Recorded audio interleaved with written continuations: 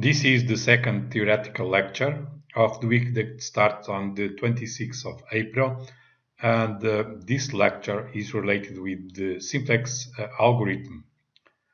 So we are going to use a case study to illustrate three main topics. We are going to show the canonical format of a linear programming problem. We are going to illustrate the simplex rules, and then we are going to show how to implement the simplex algorithm. So let's start with the canonical format of a linear programming problem. In this format, the variables must be not negative. The independent terms of the restrictions must also be not negative. The restrictions must be in the form of equality, and we must be able to identify an initial basic variable in each restriction. And this condition is satisfied if the coefficient of that variable is 1 in the restriction in which it appears and 0 elsewhere. Let's illustrate this in the case of the case study, which is the problem of the tapestry company.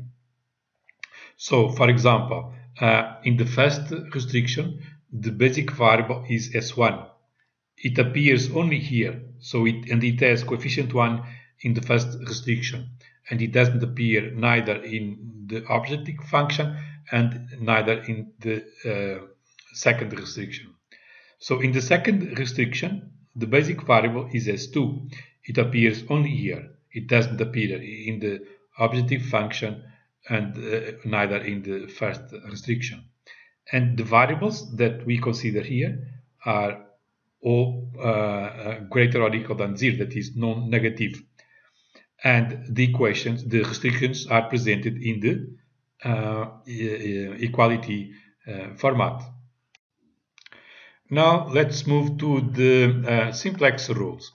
To illustrate the simplex rules, we are going to consider the same problem, the problem of the tapestry company. And to illustrate the simplex rules, we are going to consider that initially, as we saw before, so we have here the basic variables S1 and S2. That means that the other variables, that is x1 and x2, are the non-basic variables. So to illustrate this, the rules, we must express the objective function in terms of the non-basic variables and also the basic variables in each restriction as a function of the non-basic variables.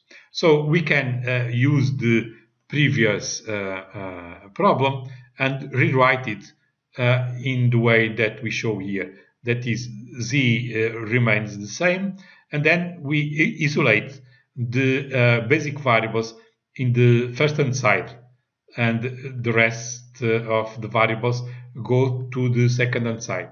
So in this way, it is easy to extract a solution. For example, since these are the non-basic variables, which imply that we have this condition, if we set this condition, this system of equations, we extract immediately the solution. That is, S1 is 12, S2 is 14, and since x1 and x2 is 0, z is also 0.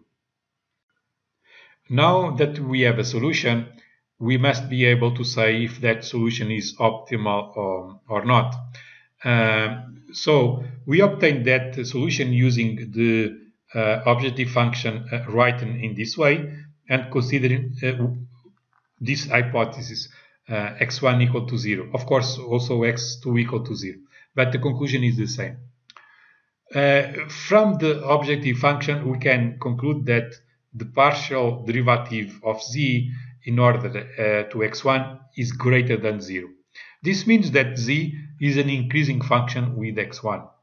That is, if x1 increase, z will increase. But simultaneously, we are considering x1 equal to 0.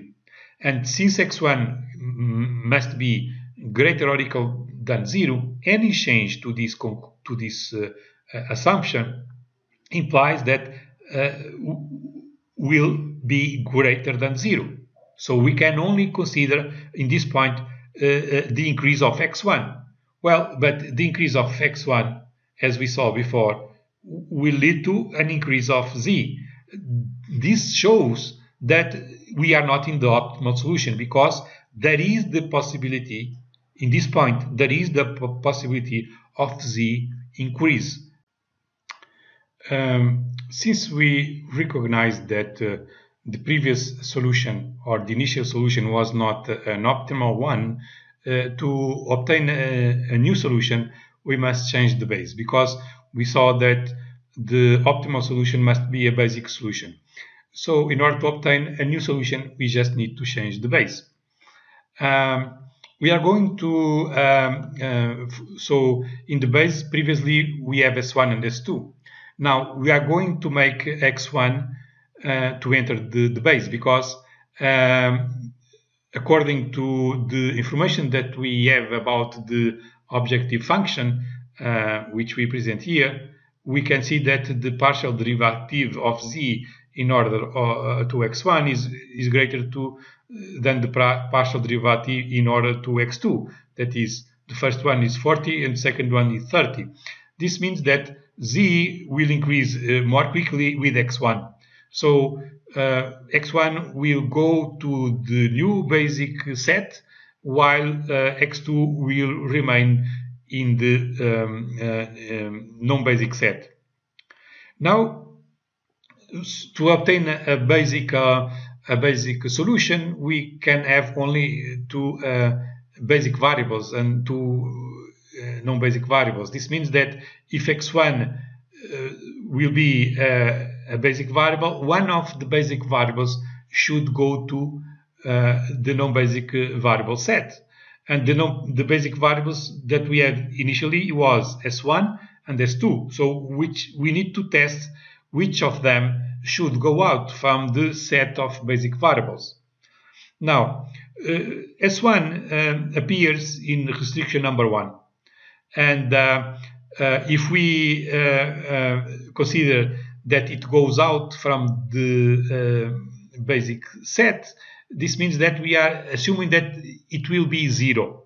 So it will be 0. But we also maintain x2 as 0. So this is what we are considering, the possibility in the next solution to have these two as non-basic variables.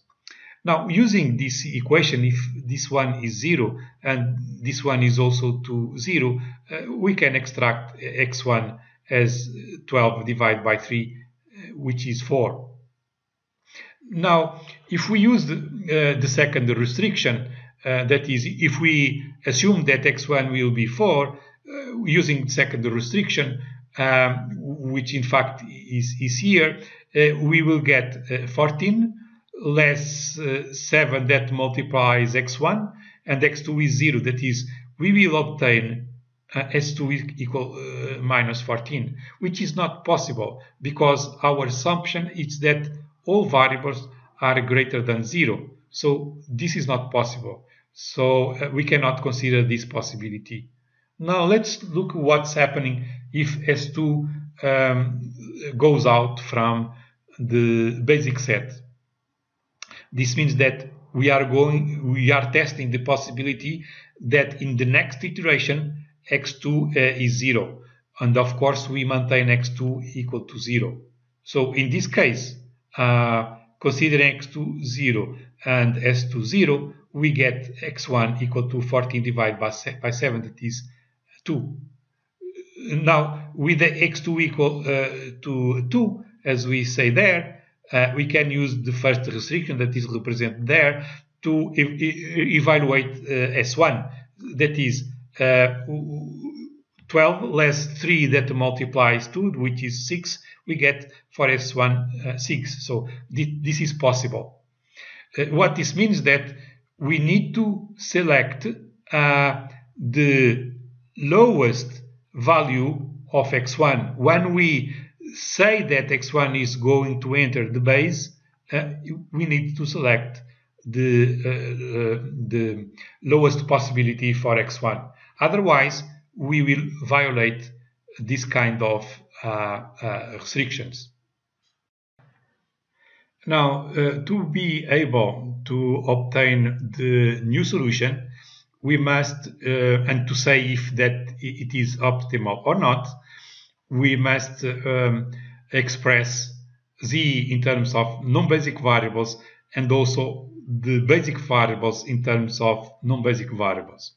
We already know that the new basic variables will be x1 and s1, while the non-basic variables will be x2 and s2. So to rewrite the problem in this way, we start with restriction number 2, which defines the new basic variable, that is x1.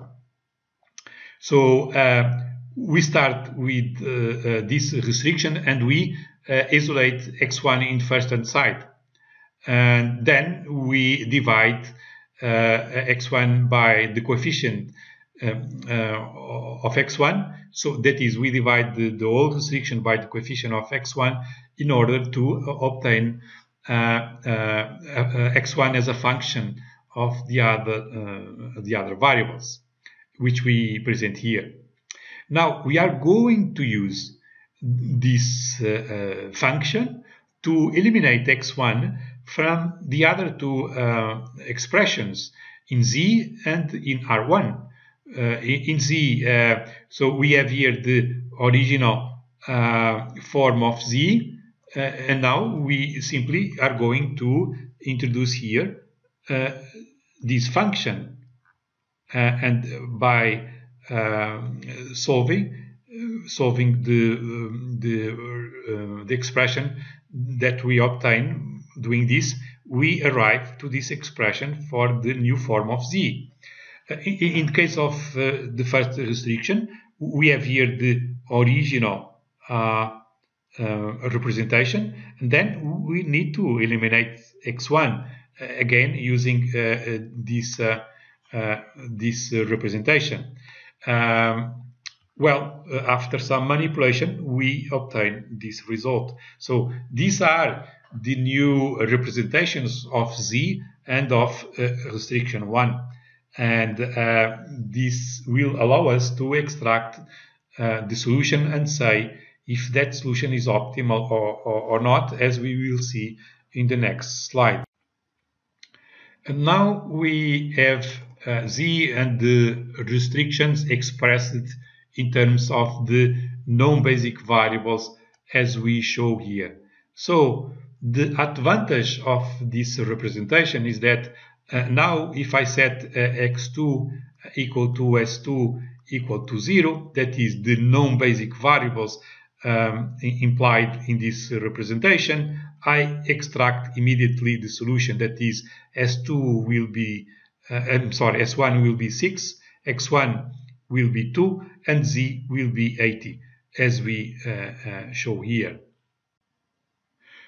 So we obtain the solution, and the way we write the problem allow us to say if that solution is optimal or not. We obtain that solution considering, for example, this is one of the conditions that we set. We set x2 equal to 0, and we use this form of the objective function to arrive to the solution that we obtained.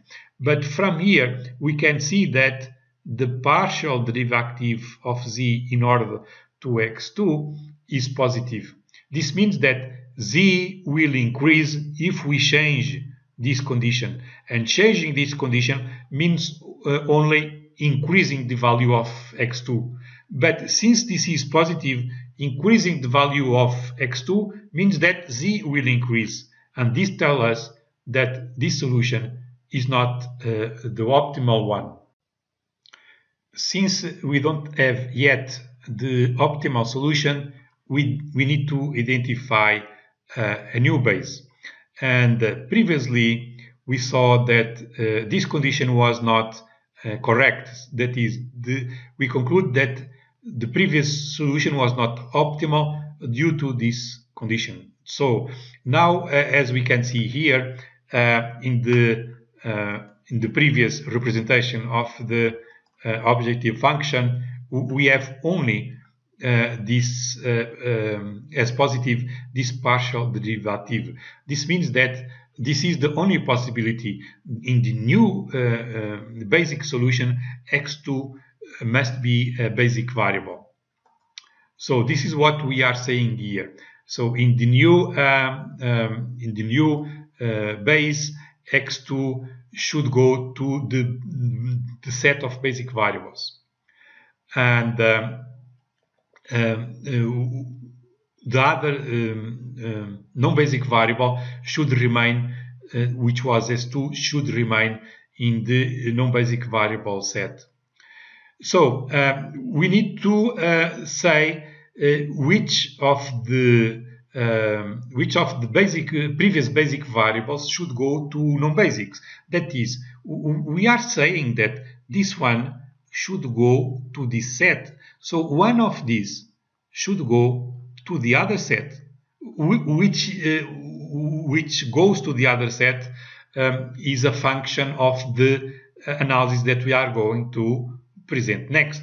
For example, let's assume that S1 goes to the goes out from the basic variable set. So S1 is in this restriction. If it goes to the non-basic variable set, it will be 0, while maintaining S2 0 also. That means we can extract x2 from this to obtain this value 1.91, that is 21 divided by 11. Using this value in the other restriction, we obtain also an acceptable, an admissible value for x1. If we consider the other possibility, that is, instead of S1, if we consider x1 goes to the non-basic set, that is, x1 will be 0, while maintaining s2 equal to 0, where we will extract x2, in this case 7. And if we use the other restriction, that is restriction number 1, with this value, we will get s1 equal to minus 16. That is, but s1 should be greater or equal than 0. So this is not possible. So this is what will happen. So s1 must go out from the basic set, so that x2 can go to that set. Now that we have identified the new sets for the variables, for example, the new set for basic variables is x1 and x2, and for non-basic variables is the s1 and s2. We need to rewrite the basic variables as a function of non-basic variables, and the objective function also as a function of non-basic variables. To do that, we need to express first the new basic variable, which is x2. And we saw previously that it was obtained from restriction number 1. So we are going to rewrite restriction number 1 so that we can express x2 as a function of the non-basic variables, which we do here. So we have here the previous form of restriction number 1. We just isolate x2 in the first-hand side, and then we transform it so that x2 has coefficient 1 in the first-hand side, and we get this result. So this is the new function for x2 as a function of the non-basic variables s1 and s2. Now we need to do the same in z. We have the previous form of z here, and we need to introduce the new function of x2 here. So, and doing that, and after some calculations, we arrive to the result that we have here. And we need to do the same for restriction number 2, which we are going to see next. So in the previous representation of restriction number 2, we have x1 as a function of x2 and s2, and we need to eliminate x2 because x2 is now a basic variable. So we do exactly the same, that is, we introduce here the value of x2 that we determined previously as we represent here. And then after some manipulation, we arrive to this result, that is x1 as a function of x2, s1 and s2. And this is the problem. The problem expressed in the way that z is represented in terms of the non-basic variables and also the basic variables x1 and x2 as a function of the non-basic variables. This representation allows us to extract immediately a solution and say if that solution is optimal or not, as we will see next. And now with the problem written using the new set of variables, we can extract a solution.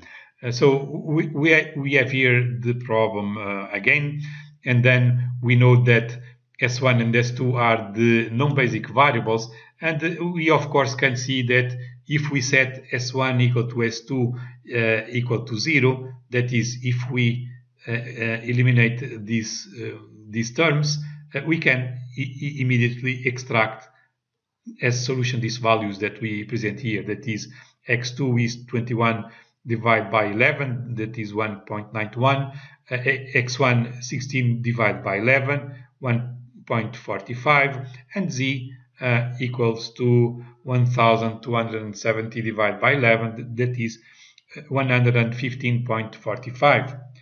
We can also say that this solution is optimal because, as we can see here, in the objective function, the derivatives in order to the non-basic variables are negative. So non-basic variables s1 is 0, and if we increase it implies that delta s1 must be greater than 0. But since the derivative is negative, if we change this condition, we will have a decrease of z. And we can conclude the same for s2. That means we cannot change this condition, otherwise the solution will decrease. So this tells us that this is the right choice. And this illustrates, so this process illustrates the rules that we have to use to apply this algorithm. Of course, that now we are going to apply the algorithm, but in a different way, in a way that is more easily applicable, in the sense that the change of base and the getting the new solution is more easy. Nevertheless, the rules that we are going to use are the ones that we used in this example. Now we are going to show how to implement the steps that we saw before, but working only with the coefficients of the variables involved in the expression, that is, in the objective function and in the restrictions. So in this case we use a table, and this will allow us to follow those steps in a more easy way. So we start with the original problem as before, but we do some transformation, but in this case it's very simple. So we maintain the restrictions as they were presented before, and we just transform the objective function. That is, we write everything in the first hand side. And now we are going to build a table to introduce the coefficients of the problem as represented here. So we start by considering the coefficients of x1 and x2, that is the decision variables. Then we have the variables associated to the transformation of the restrictions, and we have the independent terms of the restrictions. We start with the line of z, and we introduce these coefficients, that is minus 40 in x1 and minus 30 in x2, and the rest is 0. Then we go to the first restriction. We have the coefficients here. x1 is 3, x2 is 4, s1 is 1, and x2 is 0, and we have the independent term 12. The second restriction, 7, 2, 1 in S2 and 14 in independent term. Now, in this way, we can identify this. Let me first eliminate this information, and then what we can see here is that we can identify these unit vectors. Okay, so coefficient 1 in restriction 1, coefficient 1 in restriction 2, and 0 in the objective function and in the other restriction. So these unit vectors identify where are my or which are my basic variables, and I list them here. Okay, I list them here also. Okay, so I can identify them by these unit vectors, and I list them here. So this is what we call the initial table of the simplex method. And then we are going to transform this table, because the first step is to read the solution that is here, which we are going to show next. So the problem presented in the table, in the previous table, corresponds to have the restrictions right in this form, and as we saw before, we identified the S1 and S2 as the basic variables. That means that x1 and x2 are the non-basic variables.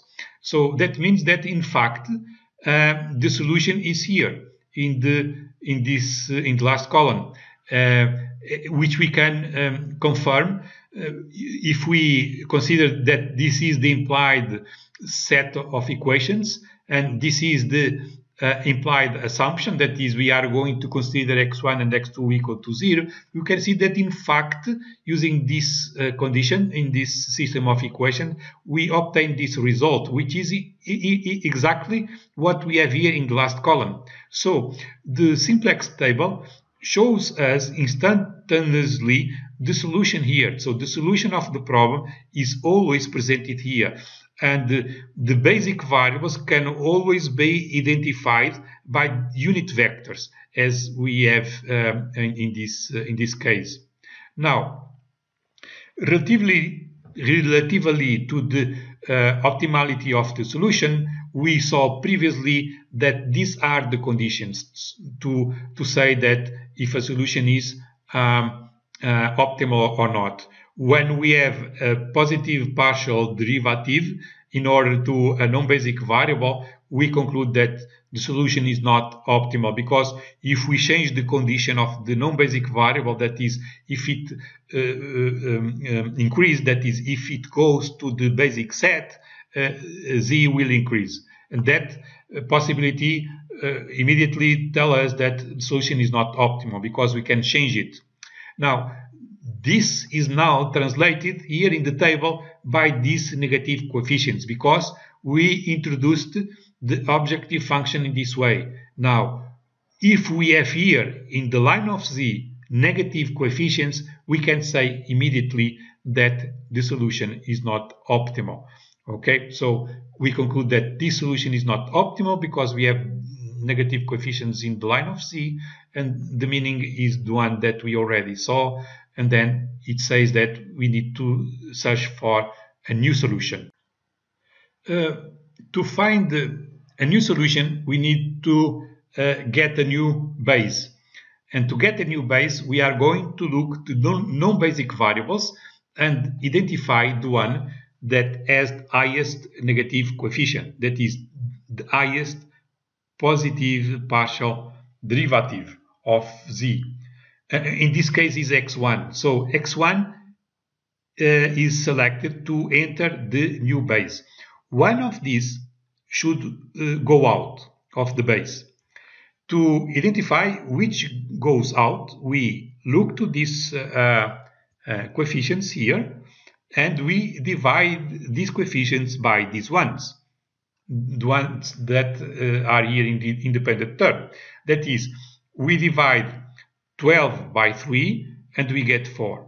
Then we divide 14 by 7 and we get 2. These are the possible values for x1, as we saw before. And we must select the lowest possibility. This means that this variable must go out. And then we need to transform this table so that x1 becomes a basic variable. So our objective is to make column 1, the column of x1, a unit vector. So to be a unit vector, the first step is making this element here equal to 1. This means that we need to divide the whole line by 7. So this is what we are doing here. And we identify this operation saying that the third line of this table will be the previous third line, that is this one here, divided by 7. And if we divide this line by 7, what we will get is 1 here, 2 divided by 7 here, 0, 1 divided by 7, and here 2. That is the result that we have here. So the next step is to make these values here. So the value of z corresponding to x1 must be 0, and the value of the first restriction corresponding to x1 must also be 0. So to achieve our objective, let's consider the first restriction, which is line number 2 of this table. So we already have here the results. What was the operations that we have to do? So we indicate that here. We are saying here that the new second line is the previous second line, and the previous second line is this one, the one in which we have 3, 4, 1, 0, and 12. And we are going to get that line, and we are going to use the new line number 3, that is this line here. But we are going to multiply this line by minus 3. Minus 3 because it is the symmetric of this number. Okay? Because we want to put this number equal to 0. That means we are going to use this line multiplied by minus 3, and we are going to add it to that line to obtain the new line number 2. This is what we are saying here, and the result is presented here. Now, for the new line number 1, that is the new line of z, we get the previous line of z, which is presented here. So the previous line of z is this one, and we are going to use the new line number 3, that is this one, that is this is line number 3, multiplied by 40 because it is the symmetric of this. So in this case, what we are going to do, what we are saying is that we are going to multiply this line by 40, and we are going to add it to that line to obtain the result that we have here. So, and here we have the unit vector that makes x1 a new basic variable. and the other vector is here. So we have here S1 and we have here X1, and this is the new solution. This is the new solution, but it is not optimal because we have here non-basic variable with a negative coefficient.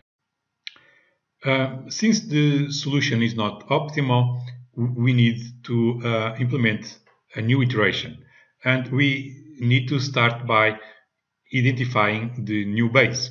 So what we are going to do is to look in the non-basic variables. So we have here the basic variables, which we identify by these unit vectors.